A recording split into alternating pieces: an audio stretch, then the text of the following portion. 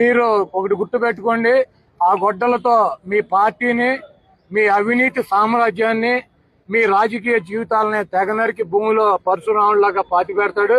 Definite గా జగన్మోహన్ రెడ్డి గారిది గొడ్డల party లాగా, జగన్మోహన్ రెడ్డి గారి త్రిశూలం లాగా మీకు కనపడతాడు. దాంట్లో తప్పులేదు, మీ కర్మ.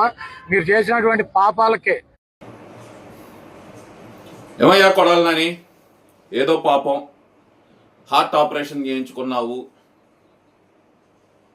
చెస్ట్కు బెల్ట్ వేసుకొని తిరుగుతున్నావు అని చెప్పి అందరూ నిన్ను మర్చిపోయారు.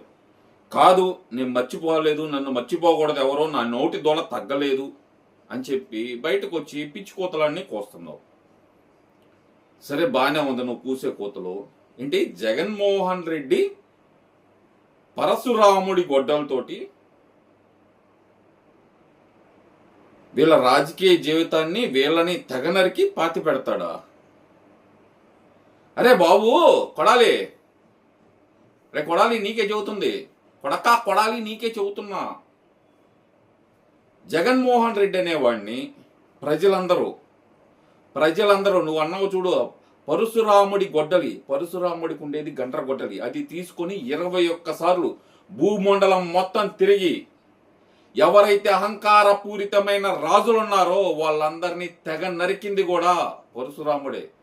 ఆ పరశురాముడి గొడ్డలి ప్రజలందరూ కలిసి చంద్రబాబు నాయుడు చేతికిస్తే, చంద్రబాబు నాయుడు చేతికిచ్చారు ప్రజలందరూ కలిసి ఓటనే ఆయుధంతో.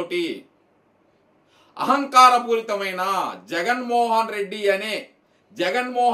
అనే క్రూరమైన రాజుని, అతని రాజ్యాన్ని కూలదోయటానికి పరశురాముడి గొడ్డలి ప్రజలందరూ కలిసి చంద్రబాబు నాయుడు చేతికిస్తే, ఆ గొడ్డలితోటే నీ సామ్రాజ్యాన్ని కుక్కట వేళ్లతో పెకిలించి 11కు పడేశాడు చంద్రబాబు నాయుడు గారు. గుర్తుపెట్టుకో, ఏదో నన్ను మర్చిపోయారు, నేను బయటకు వస్తాను, ఇష్టం వచ్చినట్టు కూస్తాను అంటే గనక శుక్రవారం వచ్చి సంతకం పెడుతున్నావా గుడివాళ్ళలో, కామ్గా కారెక్కి వెళ్ళిపోతున్నావా అంటే ఉండు. లేదు, నేనున్నాను, నన్ను గుర్తించండి అంటావా, గుర్తిస్తారు. బరాబర్ గుర్తిస్తే గనక నీ పరిస్థితి ఎలా అయింది అంటే కనుక ట్రాఫిక్ సిగ్నల్లో బెల్లు కొట్టే వాళ్ళు ఉంటారు చూడు, అలా అయింది. దారిని వచ్చే పోయే వాళ్ళందరూ కొడతానే ఉంటారు నిన్నక. ఖబర్దార్, జాగ్రత్త.